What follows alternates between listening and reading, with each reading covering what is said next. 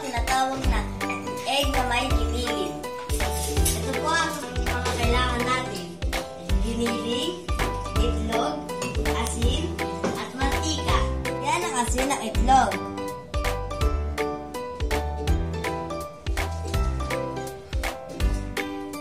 At ang haluin.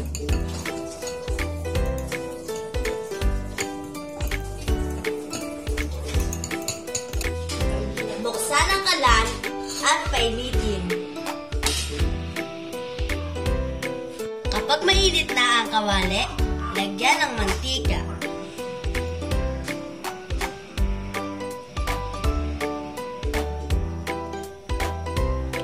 Pagkatapos, ilagay ang giniling.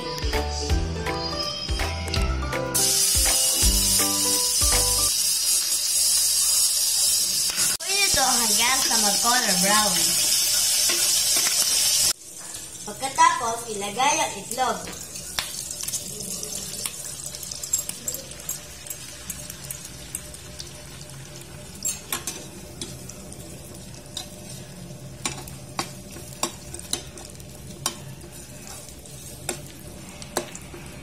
Luto ng ilalim bago baliktarin.